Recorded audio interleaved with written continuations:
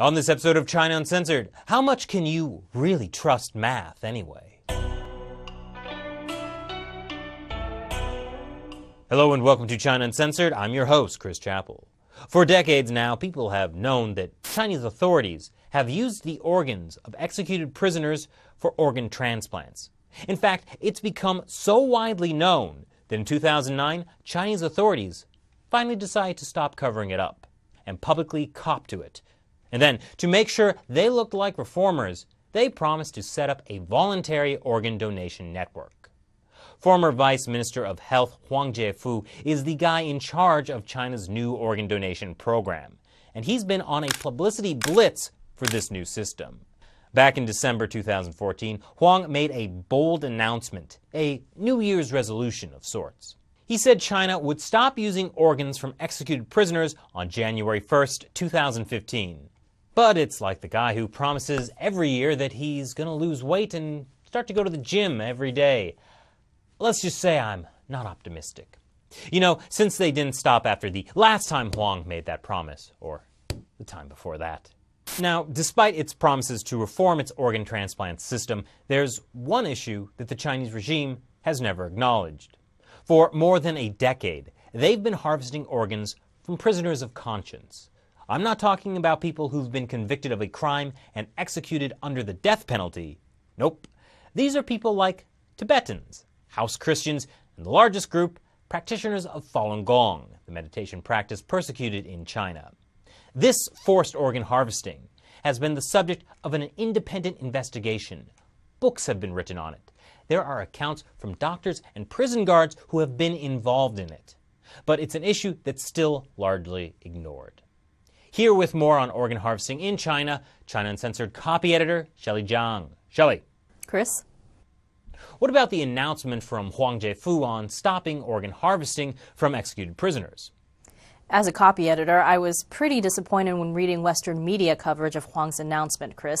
I expected better of those reporters. You mean, why didn't the reporters mention the organ harvesting from prisoners of conscience instead of just repeating verbatim what a Chinese official said?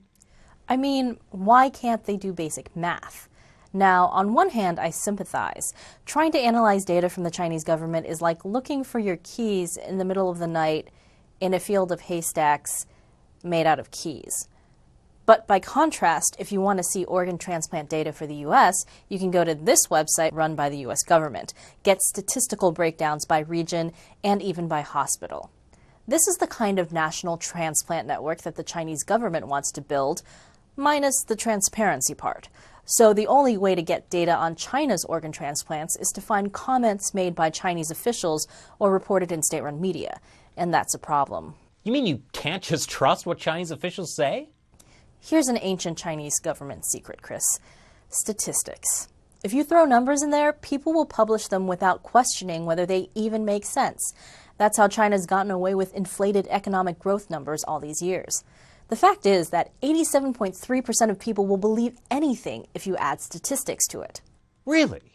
No, Chris, I literally just made that up. But that many people? I made that up. Ah. But surely that doesn't work on professional journalists.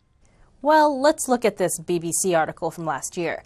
It says that China does 10,000 organ transplants a year. That's the figure Chinese authorities have been using for a while now. Then it says that 2/3 of those organs used to come from executed prisoners.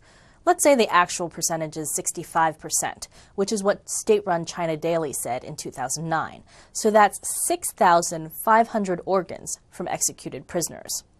So 65% of organ transplants were from executed prisoners. What about the other 35%? Good question. It turns out that the 35% of organ transplants are from living donors, like if you donated a kidney to a family member. It doesn't really affect the organs taken from executed prisoners. But we have no idea how many prisoners are executed in China every year. Right, it's a state secret. This BBC article cites an estimate from the Duihua Foundation, 2,400 executions in 2013. Let's use that number.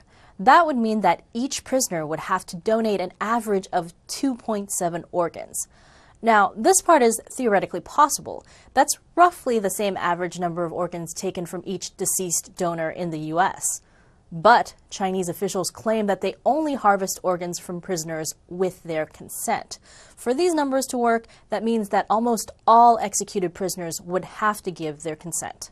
Doesn't that sound a bit suspicious? I mean, there are huge cultural barriers to organ donation in China because most people want to keep their bodies whole after death. Yes, in the same BBC article, it says that China's voluntary organ donation rate is 0.6 in 1 million. In other words, if this donation rate is correct, in the entire country of 1.3 billion people, only 780 of them donated organs.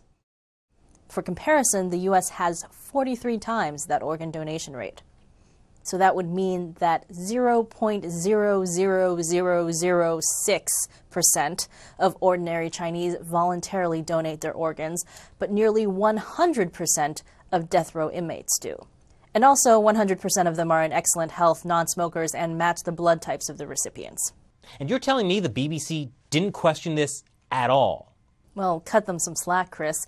Asking questions doesn't come easily for some journalists. That's British state-run media for you.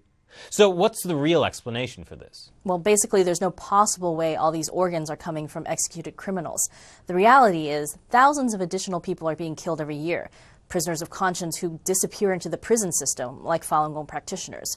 So on one hand, China wants to brag about having 10,000 organ transplants a year. But on the other hand, they're extremely secretive about the source of the organs. So how can it be possible for China to suddenly move to a voluntary organ donation system? Wouldn't there be a shortage? Well, that's where statistics with Chinese characteristics come in. Huang Jiefu appeared during the 2 sessions last month to announce that organ donations in China are skyrocketing and that there would absolutely not be an organ shortage. To support his claim, he gave a bunch of contradicting statistics about how organ donations have doubled so far this year, but then he also said the organ donation rate is the same as last year. I'm confused now.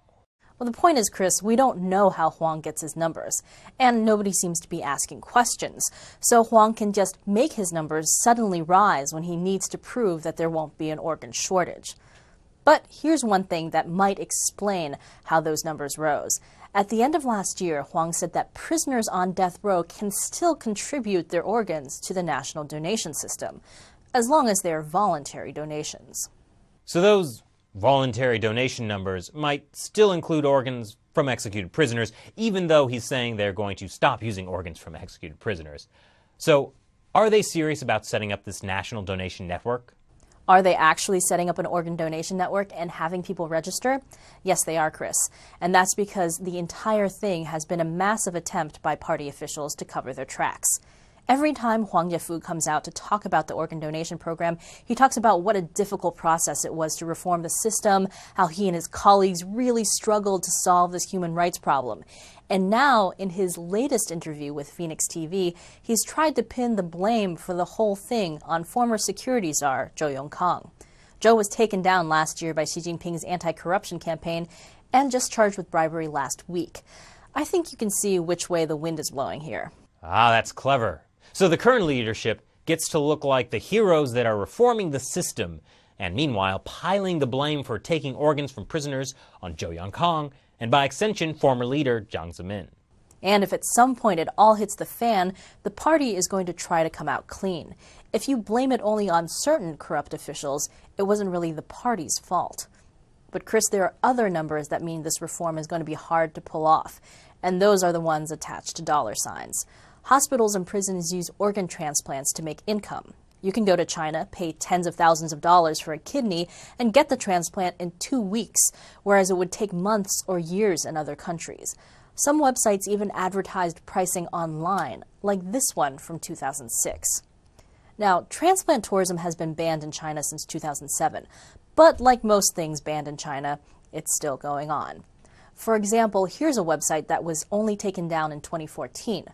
This new organ donation network is supposed to end the practice of buying and selling organs completely. But whether that can really stop this profit stream remains to be seen. In the end, instead of rebuilding the organ transplant system, Chinese officials may just be putting up some shiny new wallpaper.